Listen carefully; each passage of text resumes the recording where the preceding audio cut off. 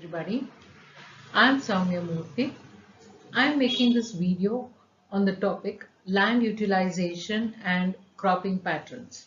This would be helpful for all the students who will be studying agricultural economics.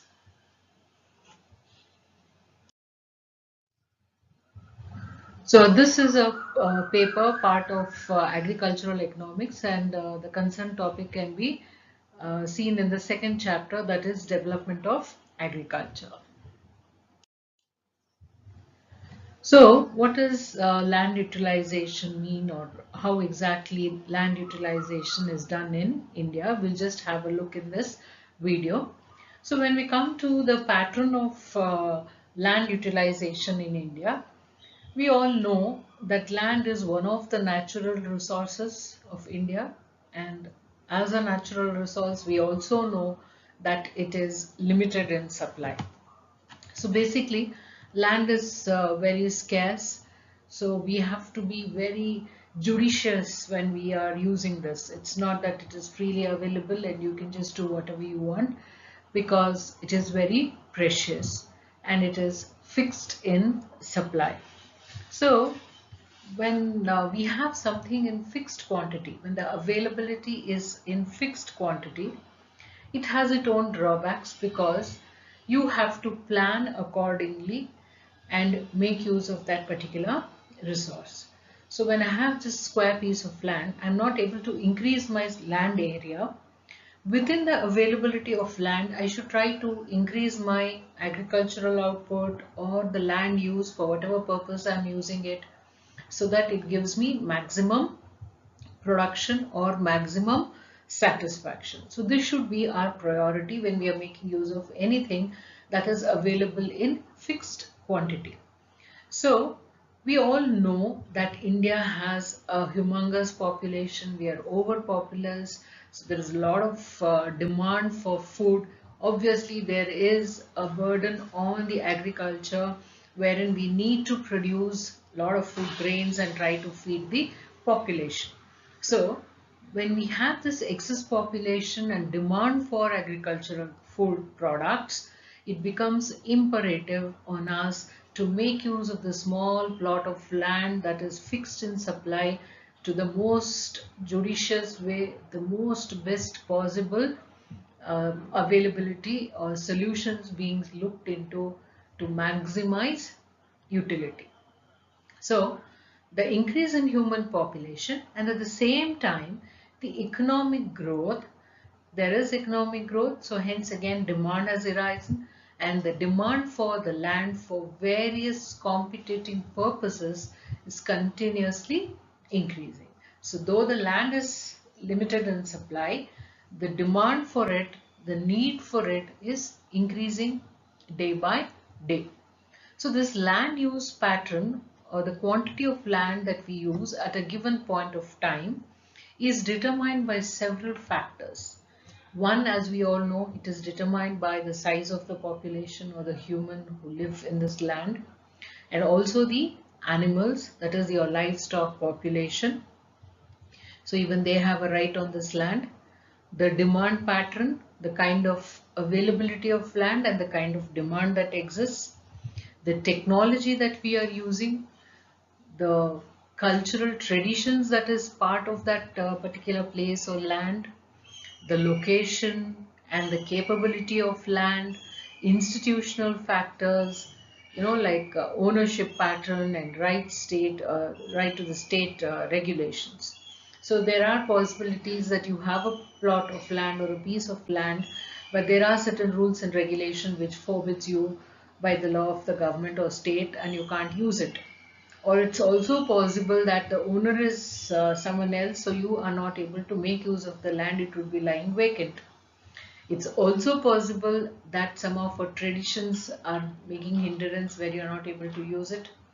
Or sometimes the location of the land. So maybe on a hilly mountain and you don't have, connectivity, or there are certain issues which is acting as a drawback. So all these different factors are actually influencing the land use pattern in India.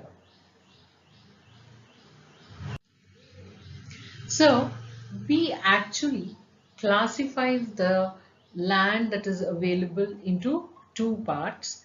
This is basically on the availability of the land, is basically on the usage that we have. So for what purpose you're making use of this land, based on that you categorize them into two parts. So the first one being the agricultural land and the second one being the non-agricultural land. So as we know, agriculture is the primary occupation of our people. So majority of the land is being utilized for agricultural production. So agriculture or agriculturable land actually denotes that piece of land which is suitable for agricultural production. So it could be like, you're using it to grow different kinds of crops. We know we need rice, wheat, sugar, jowar, barley, maize, etc. So a lot of food grains, pulses, etc. are all grown in these agricultural fields. At the same time, you also make use of these lands for livestock. So we have poultry, you have animal husbandry, you have your animals also being part of this land use availability. So here, it also includes the net sown area. And there are certain lands that are left fallow where you don't grow anything. And there are certain lands which are under miscellaneous tree crops and groups. Agricultural land in India, when you take the statistics of it, it's a little over 50% of the total geographical area in the country. So it's something like you have 100 units of land. One is being utilized for agricultural production is maybe around 50%. So 50 units are being utilized. So there's still 50 units remaining are unused. Or maybe that is, for non-agricultural purposes. So when we come to the second part of that land, which is not for agricultural purposes, such kind of lands can be called as the land for non-agricultural piece of land. Now this includes land under forests and permanent pastures. As we all know, there are certain plots of land which comes under forest area. There are certain pieces of land which we use as pastures. We need to allow our cow and buffaloes or maybe your goat and other animals for grazing. So basically you're allowing to make use of this piece of land for pastures. Now, we also have certain lands that is in towns, villages, where you build your railways, roadways are done where no cultivation is being done. And we also have another part of land which is known as the cultivable waste, that is which is being left barren, which is uncultivable land. As I said, it could be on a mountain where you can't go and make use of that. Or maybe we have deserts. We know in India we have all sorts of soil and regions. We have desert, we have plateaus, we have mountains, we have hills, different forms of soils, etc. So there are certain areas which can't be used for cultivation. So deserts are there, mountains are there, though it is contributing to the total quantity of land availability, we are not able to grow anything. So that is coming under the category of non-agricultural lands. So the trend that we see in land utilization, so the pattern that we see in land utilization. So I'm just trying to give a comparison from 1950 to till 2000. When we look at the different stages here, these land use patterns are basically, having their own influences because of the physical factors, the economical factors, the institutional framework, they all taken together, which determines the pattern of land use of a country at a particular given time. That is, the existing land use pattern in different regions of India has been evolved as a result of the action and interaction of various factors taken together. So sometimes certain bits of land which were, you know, not utilized slowly started getting utilized, because there is, the quality, the characteristic of the land is very good. You are able to grow, better crops, or the fertility is very good. So the physical factors contribute. Sometimes it's possible that economically they have become viable, or economically people are able to afford to invest, or they're getting credit and they're investing it, and again the land has been utilized. Or certain institutional factors also are helping, where government is taking an initiative, or the village panchayat is active. Different factors are actually contributing together to help or make certain piece of plots of land being used. So this is the kind of trend that we are seeing that is happening in India. So we also see that there are certain factors which are actually affecting the crop pattern. So as we said, when you have certain factors, they have a positive influence as well as a negative influence. So sometimes certain XYZ factors help to grow, or help to make use of the agricultural plot to grow better crops, or increase our production. But certain factors also act as a disadvantage, or sometimes in a negative aspect also. So there are, both the ways the crop pattern is being affected. So at one time, many people believed that the crop pattern in India cannot be changed. So we all assumed, we all thought, okay, fine, we have X, Y, Z crops grown in India. So this is going to be the crop pattern in India throughout. We never thought that the taste, habits, and the preferences of the consumers or the people would change, or there would be demand for certain products which was not there earlier, or we would continue to just grow rice and wheat. Entire pattern of cropping, kind of fruits, vegetables, being in demand, how cash crops are being on prominence compared to our food crops. There's a lot of changes that we see. At one point of time, people wanted to grow, or the farmers would only want to grow the food crops. So this was like, growing only wheat, rice, sugar, and they would make money out of it, and they were happy with it. But now we see there is a trend changing, when people moved from the food crops to the cash crops. So when you grow, crops that provide you or fetch you money, maybe spices are in demand, or turmeric is in demand, or pepper is in demand, or you have, cashew nuts, etc., which are in demand, and which is viable because you're able to make quick buck, you're able to make money out of it.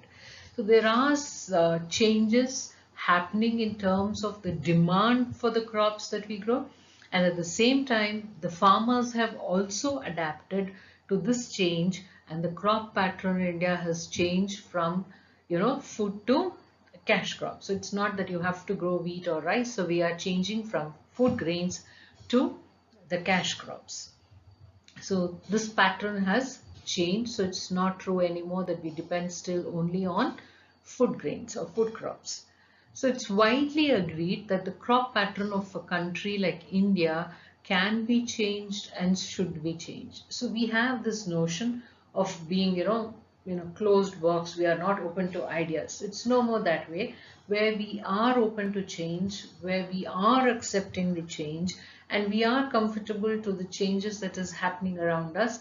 So based on the demand, based on the needs, the cropping pattern has also been changing. So there is a lot of improvement and changes happening in cropping pattern of Indian farmers. So the first factor that we see here is your physical and technical factors and the crop pattern. So physically, as I said, the characteristics of a land, maybe checking your fertility, trying to know what your soil is made of, helping if the technology is helping you to see what can be grown in this XYZ piece of land. And at the same time, technical factors. So we didn't know how to use, drones. We didn't know how to use let's say, the vertical farming that we see. We didn't have all these ideas. Though this was there in the West, we were not making use of it. So now all these technology factors have helped.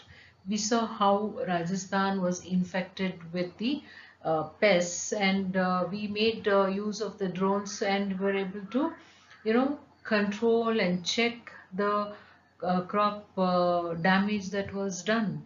So technology is helping the farmers to some extent, and even government is comfortable making use of these technologies. So, whether it's vertical farming, making use of artificial intelligence, the technology has had its impact. Though it has, started and kicked off in India, maybe we have a very bright future for this. And we have hydroponics, wherein you try to grow plants out of water, so you don't need soil at all. So basically, it's water with the required nutrients that you spray. You're able to grow crops. So your greens and all that is grown through this method. We make use of basically water. So coming to the second one, we see the economic factors and the cropping pattern. So we all know Indian farmers are poor, they had a lot of issues, they would always try to go to a zamindar or the regular indigenous bankers and try to get money. So now things have changed. You have your regular banks, commercial banks, special banks for agriculture. So economically, even they are becoming better off, where it's easy to get loans or credit and make investments, or maybe covering through the insurance. All this bringing a lot of change to the farmers, so their pattern again is improving because they can afford to take loans, invest, and try to make money. And the third concept that we see, the factors that is influencing the crop pattern in India, we see the government action in the crop pattern. So again, a lot of programs has been brought out, especially for these rural agricultural farmers, rural laborers, wherein they're able to take up these activities, which is acting as an initiative for them. They're able to get suggestions over their mobiles, where the farmers is able to make use of telephone and or his mobile and get counseling, or to clear his doubt. And the kisan is no more a weak and a person who could be exploited earlier by the monsoon or the desi bankers, or inaction of the government. So now he is more strong, he is more willing, where he has his own say, where he can take decisions. And young farmers are educated, who have ideas, and technology can be used to their benefit and try to improve the crop production. So this is a positive change that we see in terms of cropping pattern in India.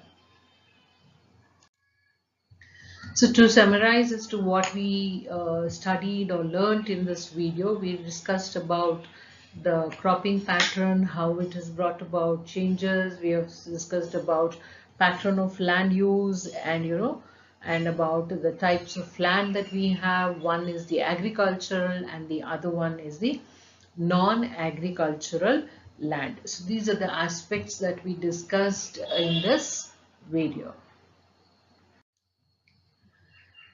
So this gave me immense pleasure making this video. I hope it's as useful to you. Thank you.